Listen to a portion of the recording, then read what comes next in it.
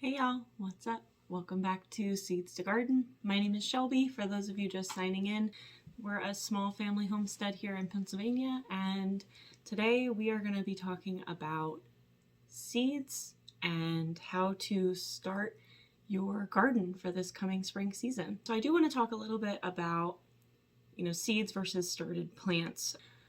Personally, here on our farm, I would say that we grow about 90% of our garden through seeds. We actually don't do a lot of started plants. We did when we were beginning gardeners because it was just easier, it was more convenient. We knew that the plants were already established and it was just an easier way to kind of go about things. I will say that there are definitely pros and cons to both.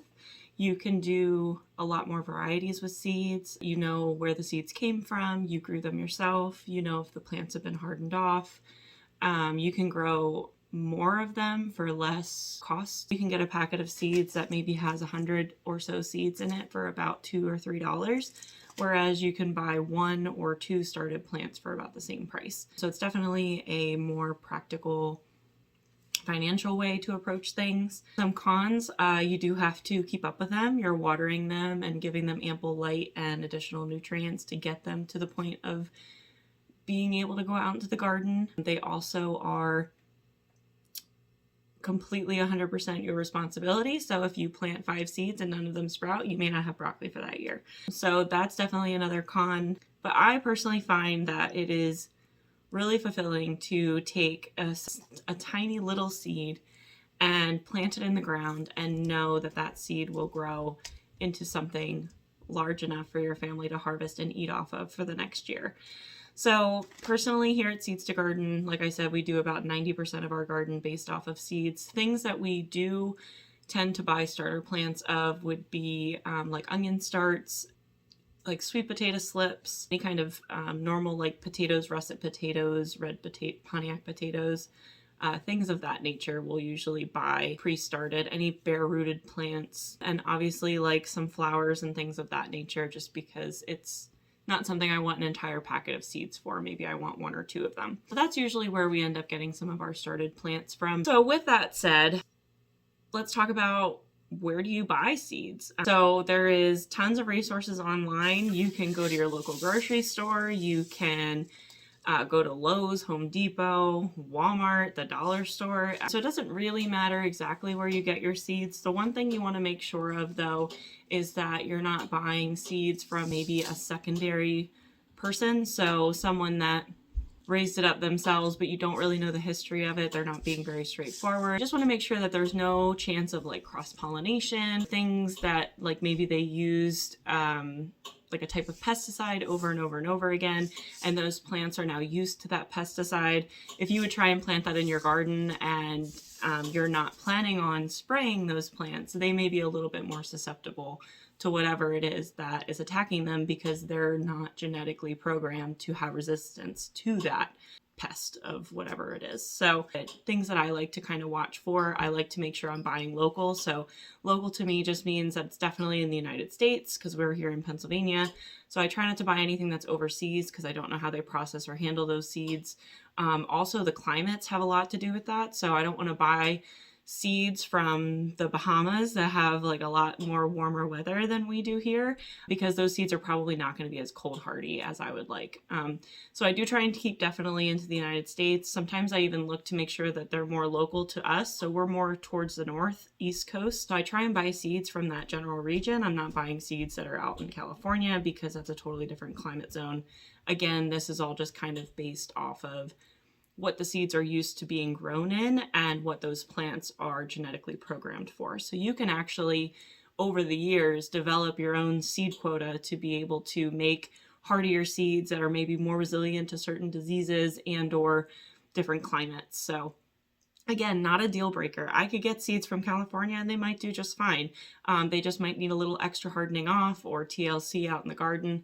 So it's not a total deal breaker, but just some things to keep in mind when you're looking at purchasing seeds. There are plenty of sources online as well. Places that I've purchased from would include Gurney's, Baker Creek, My Gardener, Seeds and Such has really good deals on seeds. Usually you can get like a bunch of them for a discounted price. Almost all of these seed companies usually have sales, especially around this time of year. So just some ideas for you to check out. And obviously your local nursery nearby, they're probably your best place because they are going to have seeds from the plants that they've produced right here in your backyard. So now that we've talked about where to buy, let's talk about what to grow and what varieties, I'm growing in my garden.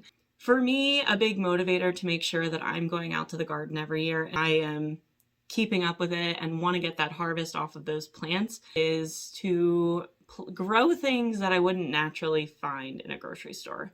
Now, yes, I do grow things that I can find in the grocery store, red Pontiac potatoes or, yellow onions or things of that nature.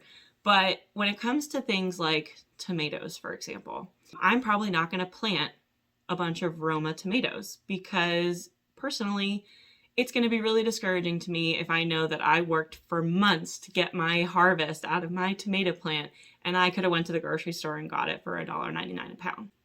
So for me, I would rather grow something that I can't find in the grocery store.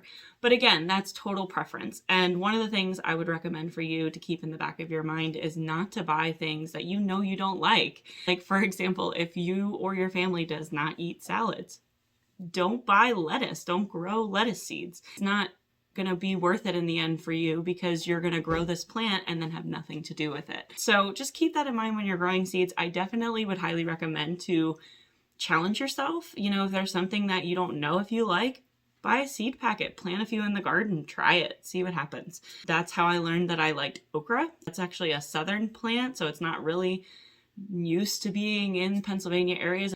In like local gardens around here, it's not something that we see in local grocery stores, but it was something I saw and I thought, I might like that. And I grow it every single year now in my garden. So I would encourage you to experiment because again, they're $1.99 a packet for 100 seeds. So let's talk varieties. Let's talk about what I decided to purchase this year.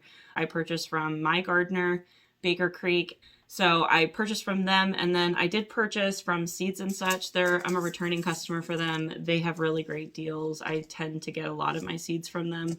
So if you're looking just for like a generalized seed, I would maybe recommend Seeds and Such. They're just pretty cheap and they have a really great germination percentage. I think it's like 80% guarantee for germination. So that's pretty good for a seed company. You won't find 100% germination anywhere. And they're not sponsored. I will just say that out there. I'm not sponsored by anybody. So this is just personal preference from current experience. While we're talking about seed packets, the one thing I did want to mention, because I think a lot of people don't know, there is what they call I think it's called a package date, and then there's a sell by date on most of your seed packets. And I wanted to clarify something, and that is that seeds don't expire. Yeah, I'm going to say that again. Seeds don't expire. I don't care what the sell by date is. For them, the sell by date just represents at what point the seeds will no longer be a guarantee of that germination percentage that they tell their customers. So for example, if, Baker Creek says we have a 95% germination rate, great. But if you start planting it after the sell by date of December of 2022, we can't guarantee 95% germination. So what's the worst thing that's going to happen if I plant these seeds? They may not grow. But don't throw away seeds just because the expiration date said that it is expired, because you would be very surprised. I have some spinach seeds from 2017 that I am still planting off of, and I still have pretty good germination with them. Last year, every single one of the plants that I planted did actually come up, so that was 100% germination. So don't throw away your seeds just because the packet tells you to. Let's dive into what I got this year. Super excited to go over this. I'm not guaranteeing that all of this is making it into my garden, but I am a sucker for seeds. I will talk about seeds all day. So I'm going to try and make this a quick video. And if anybody wants any additional information or has questions, leave them in the comments below and I can address them individually with you. There are a few things that I will probably do separate videos on as well, so I'm not going to dive too deeply into them. Things like tomatoes, peppers, herbs. Those are a big thing for me. I do a lot of seasonings. We do a lot of saving of herbs. I've just started really diving into medicinal uses for herbs. So I did go a little crazy on the herbs this year, just focusing on the medicinal aspect of herbs. So I bought some herbs that are more centered towards that. I will probably have specific other videos that just talk about those plants. So if you feel like I didn't get all the information that I wanted, it's coming, or just ask the questions below.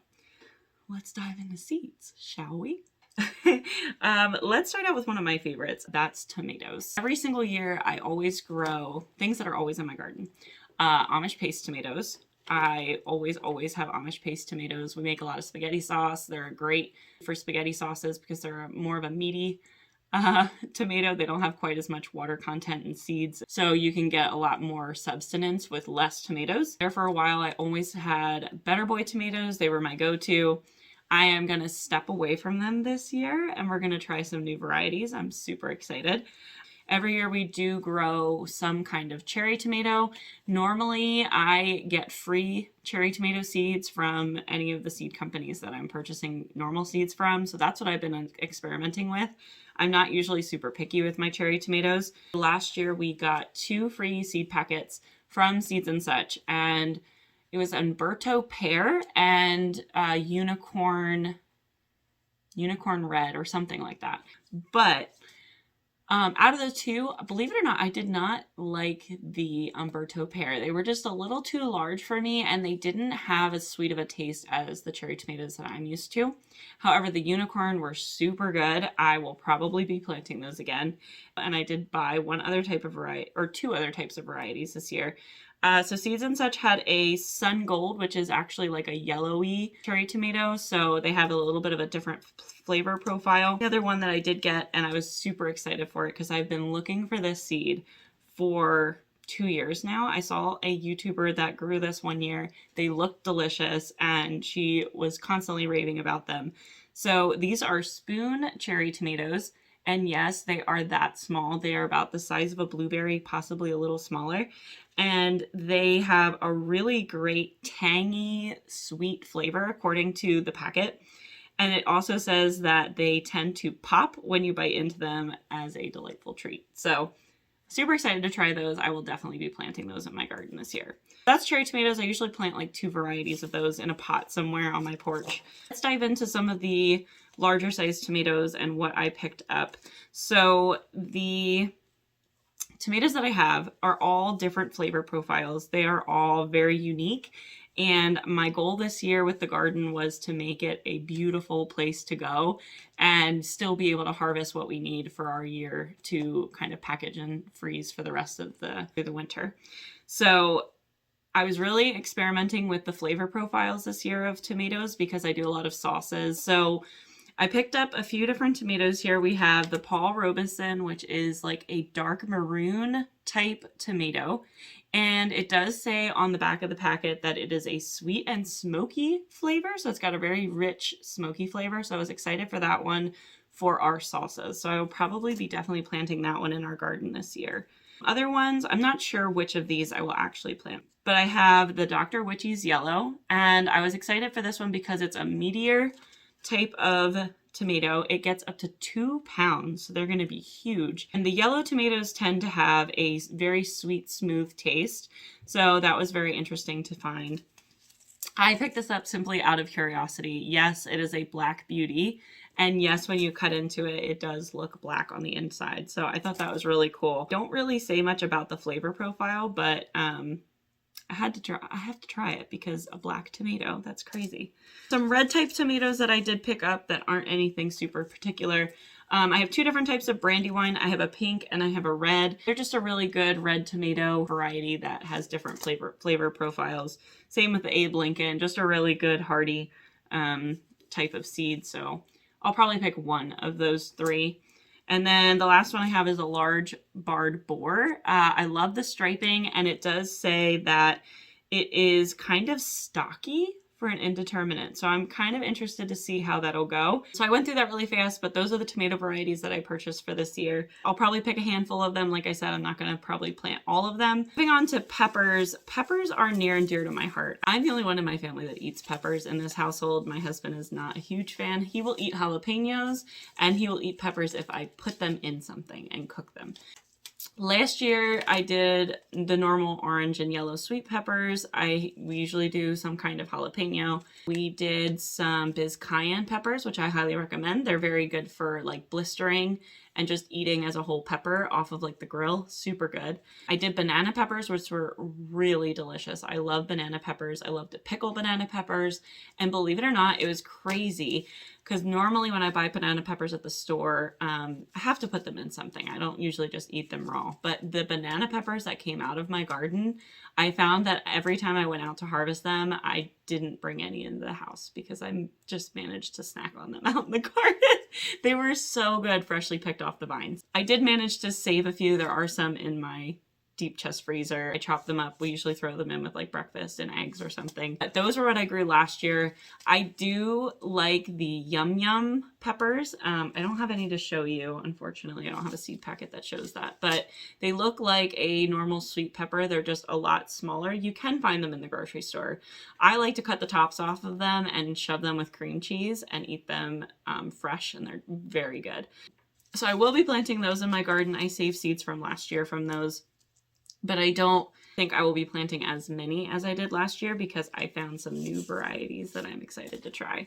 So I picked up Poblano peppers. We do a lot of stuffed peppers, and if you know anything about Poblano peppers, they're just a lot larger, easier to stuff. I love the biz cayenne, and I found that the shishito peppers are kind of the same in the respect that you usually poke a hole in them with like a fork or something so that they don't actually explode when you cook them, and then you just blister them in the oven. Super good. So I'm going to try them. We'll try these instead of the biz cayenne this year.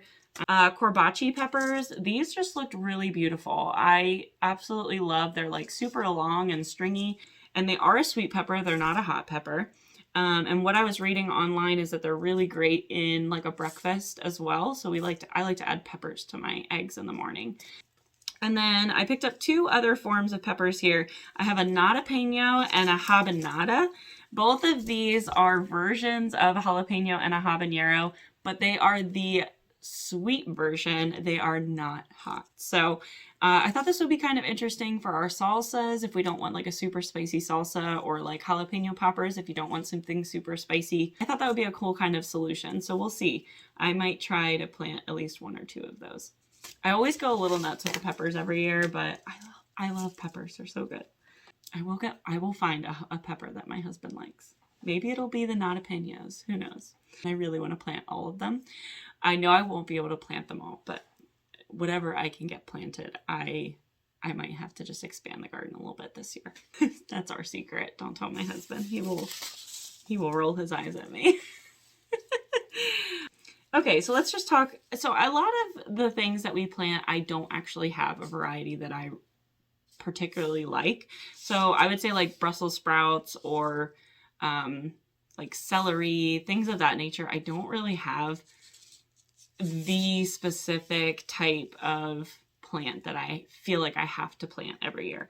I can tell you my go-tos with like broccoli. I do pick up the Waltham. They're just like a large, nice typed heading broccoli. I've had good success with growing them in this area, so I've just stuck with them and I didn't have any issues with them. But the one thing I did pick up that's new this year, we've planted it once before back when we lived in town and we were planting out of pots. I planted this, and this is actually a broccolini.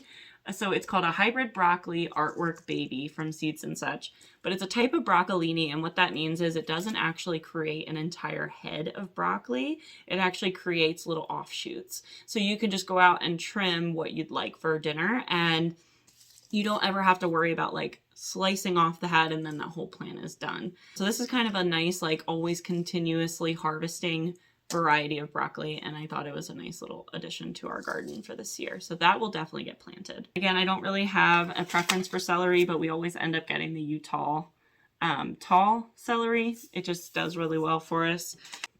Let's talk root vegetables. I don't really have any super preferences as far as root vegetables go. My husband does radishes every year. He's big on radishes. I'm not a huge fan of radishes. I think he likes the cherry bell a lot. But I did find at my gardener these watermelon radishes, and again, just sticking with the theme of a beautiful garden. I think these are gorgeous. They're white on the outside and red on the inside, and I did read that they are one of the spiciest radishes on the market, so I think it'll be kind of fun to see if my husband likes these or not. So I picked those up. As far as carrots go, I am a little picky with my carrots, but a normal orange carrot, I really don't mind what the actual varieties that we're growing if we're just kind of stocking the freezer. Things like Tender Sweet, I've grown, Sugar Snap, those are good. But as far as like eating carrots for pleasure, so I will pickle carrots or eating them raw out of the garden. I tend to like the rainbow carrots. If you've never had them, they're delicious. They come in different colors, white, yellow, orange, red. They're very good. So I do have rainbow carrots. They will always forever be in my garden. I found on My Gardener this Nebula carrot, which is like a black carrot, and we really enjoyed the red color flavor of that rainbow carrot, so I'm thinking that the black might actually be a really cool type of flavor profile. I'm looking to see if this is going to be really good pickled, so we'll see. These will probably be a fun little experiment.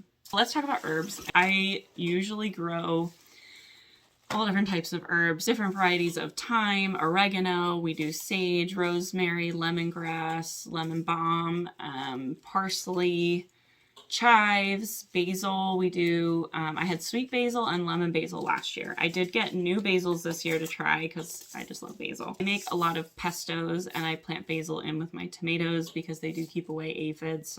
So I'm just trying to look for some different types of varieties of basil to try. Last year I did try a licorice basil. That was super good. I found some deep purple opal basil. And this is actually a really good, apparently it has a very distinct taste. It's good for cooking and salads, they were saying. So like a raw basil for a salad. And I was really excited to find this basil leaf, which is almost like a lettuce leaf basil.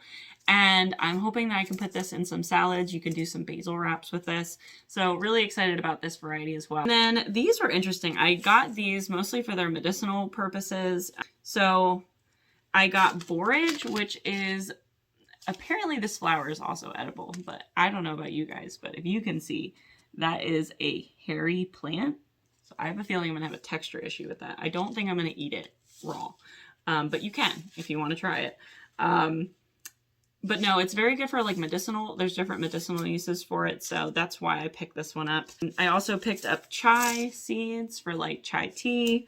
We picked up lavender, also a very good medicinal herb. And then just some more seasonings for the kitchen. I picked up sesame and cumin as well. So these will probably go somewhere, either in a pot or they'll go into my pollinator garden, depending. I might try and pot most of them this year just to see how they grow and how I like them and how big they get, things like that. And then maybe next year I'll find a permanent home for them. And just so you guys know, I am going to be doing like a follow-up video after this that kind of discusses our garden plan as well. So that'll kind of more hone in on what's exactly getting planted this year. This is more just like a fun little video that we're talking about seeds and the different varieties that I'm trying this year.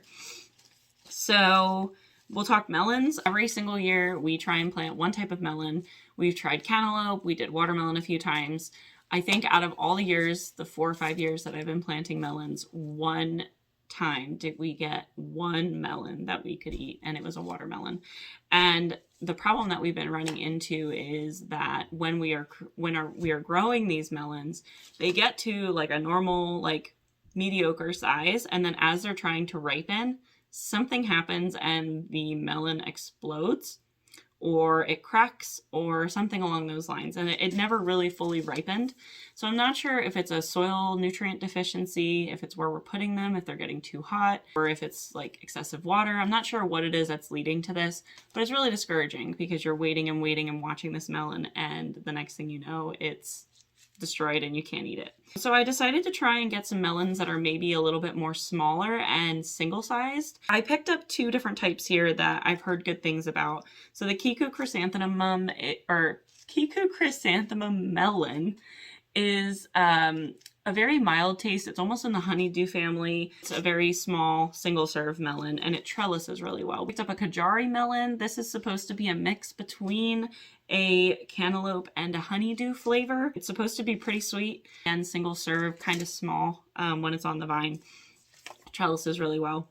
And this one I put in the melon family, but really it's also a cucumber family. So I'm not really sure where to exactly put this seed, but this is the Mexican sour gherkin Cooka melon. And I've heard really good things about these. They're super easy to grow. They make a high harvest. They It says in here that they are the size of a grape. They look kind of like a watermelon. They're from the cucumber family, so they do taste more of like a cucumber. But they are super resistant to like powdery mildew and pests and things that usually attack cucumbers. So I think I'm going to throw this in a pot somewhere with a trellis and see what it does. I just thought it was really interesting, and it might be a cool little snack that we can have when we're out in the garden. Just some miscellaneous stuff at this point. It's called an Armenian yardlong, and these are actually in the cucumber family. It's like a cucumber squash zucchini mix. But they're a high yield producing plant, and they're huge when they come off of the trellis. They also trellis really well. A very mild taste. You can slice them up as a cucumber. You can cook with them. You can hollow them out like a zucchini and make like a boat that you fill with some kind of like beef or cheese or something of that nature. So yeah, really cool, interesting thing to try, and I've heard good things. So I think that one will definitely make it into my garden this year, just as a experiment for sure. I did pick up okra. I picked up some burgundy okra. We usually plant a form of green okra. I was doing some reading on seeds and such though, and this burgundy variety is supposed to last a little longer if you don't get out to harvest it right away. So okra is a little bit like zucchini in the fact that if you don't go out every single day and get it, it's going to go from being not ripe enough to being way too big and you can't do anything with it. Okra is kind of the same way. It goes from being perfectly ripe and soft to it's too big and too hard for you to even consume. I mean, it's literally impossible. You can't even break them. They're so hard. So this one might just give me a little bit more time in case I don't get out to the garden in time to harvest it. I won't lose the harvest. I saw these on My Gardener, couldn't help myself. I love the little mini corns. It's called baby corn. And so we're going to see, they actually do grow like corn. Apparently they're just like stunted and they don't get very tall. And they create these little tiny corn cobs rather than the full sweet corn cobs, which we are planting sweet corn. So that's something that we usually always have in the garden as well. So some more things just to kind of see. These are kind of like squash family. I picked up some gourd birdhouses. This might be a fall crop that I try. I picked up some Gelber English custard squash. I'll probably plant that instead of my yellow squash. I do have some yellow squash that's still saved in the freezer, so if this doesn't work out and I don't like it, we do have other stuff, so I'm not super worried about replacing it. But I thought I would try some patty squash varieties instead. Zucchini rampanade. These are really great trellising plants. Just again, we're really into the vertical gardening, and this is kind of in the zucchini family, so I'm hoping I might have found a zucchini that vines rather than bushes. So we'll see. Might be a good substitute to give us some more space in the garden for other plants that don't vine. Lettuce family, again, I'm not super picky about my lettuce. There's one lettuce I don't like, and that is anything that's super bitter. So I do stay away from that stuff, but we're big into kale and big into spinach. So the two things I always have in my garden is this spinach that I found, believe it or not, I got this variety at Lowe's. So it's a Bloomsdale long-standing spinach. It does absolutely amazing in my garden. I was super excited to find more seeds at Gurney's the other year. This is the seed packet that's from 2017 that still is a high producing yield.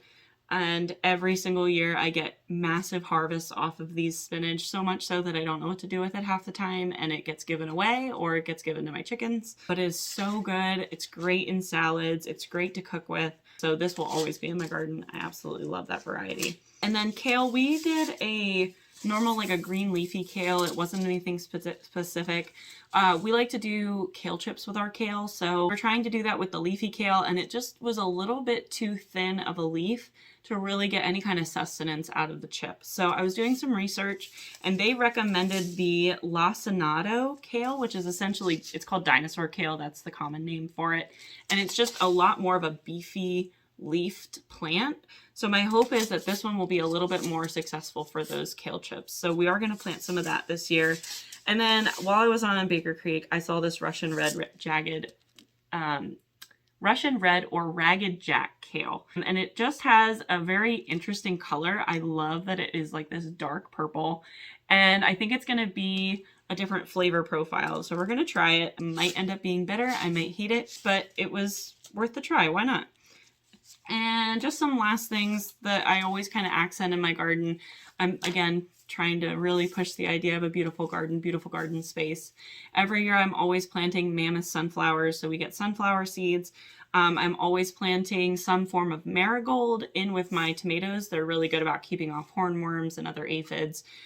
Out of the 4 years, knock on wood, that I have been planting tomatoes, every year I put basil and marigolds out with my tomatoes, and I have only ever picked off one hornworm. So I think there's some method to my madness. So if you are interested in trying to push off those pests, I would recommend maybe doing that. So every year I just try different varieties. So with these marigolds this year, I'm trying vanilla creams. They're more of a white marigold rather than your typical yellow. Nasturtiums are another thing that's always in my garden. They are edible flowers. If you don't know about nasturtiums, you can actually eat the head of the flower. It's kind of got like a peppery taste, and the leaves themselves are also good in like salads and things like that. So I do always plant nasturtiums. They're pretty good, and they're really pretty to put in the garden. Zinnias, they do really well in my garden, so I picked up some different varieties. One of them trellises, and then this other Peruvian one was just too pretty to pass on. And then the last thing I picked up, which I thought was pretty cool, was baby's breath. Again, I'm always trying to add things to my pollinator garden. So baby's breath is one of those things that's one of the go-tos for pollinators. So it was just a nice addition, and it'll be really pretty in some flower arrangements that I have in the house. All right, well, I think that's all the seed varieties that I bought this year. And I know it was a lot, and I'm glad that you all, if you're still here with me, pat yourselves on the back. I'm sorry that was super long again. I said I could talk about seeds all day. I tried to kind of push through it as fast as we could. Definitely let me know what you guys think. If there's any varieties you've tried and you love or hate or are interested in trying or want more information on, that's what this platform is for. I want to have a conversation with you guys to see what you think about these different varieties and what you're going to be planting in your garden this year, because maybe I'll want to plant it next year. The last thing that I wanted to talk about is being able to start these seeds. So we are just about ready to go into planting our seeds, some of our seeds indoors. So I would highly recommend going onto the Farmer's Almanac website, pull off that page that tells you when your first frost is. And on the back of all of your seed packets, there should be instructions on how to plant the seeds. So whether you're planting them indoors or out directly sown into the garden, kind of depends on when you're starting them. Some seeds you should plant way early because the germination takes so long. And some seeds you should wait maybe the day or two before you put them out because they grow so quickly, or maybe they are really frost hardy, things of that nature. So definitely read your seed packets, check out for your frost date. I can say for Zone 7 in Pennsylvania, our last frost date is usually around April 30th. So come the end of February, early March, we're starting seeds indoors. You know, definitely follow what's on the seed packet, but understand that plants are resilient and they will figure it out most times. And worst case scenario, if something happens and it doesn't grow, you have more seeds. That's why there's 100 seeds in this packet. You can always directly sow them later. So I like to start my seeds indoors, as many of them as I can, because if something were to happen, I might still have time to directly sow them outside later. If you haven't already ordered your seeds, I would highly recommend jumping on the bandwagon and looking at those seed catalogs. If you don't get seed catalogs because you're a new gardener, any of the websites that I mentioned, My Gardener, Baker Creek, Gurney's, Seeds and Such, they all have the option on their website to send you a free catalog. One other place that I do order from is RH Shemmingway. They are where we get most of our potatoes, onions, things of that nature, sweet potatoes. We get a lot of our started plants from them. We've had really good success with their starts, and they're not too expensive. They do a lot of bargain deals so that, like, if you want one or two of an onion bunch, you can actually get a deal from purchasing more than one. So they're a really good source as well. I didn't mention them before, but that's where we usually get those sorts of things. So yeah, I think that's everything. If you guys have any questions, leave them in the comments below. Let me know what you're planting in your garden this year. And if you like the video, make sure you like, subscribe, share the video to your social media page, tell your friends and family. That is the only way we're going to grow this community. But thank you guys so much for watching, and we will see you in the next video. Bye-bye.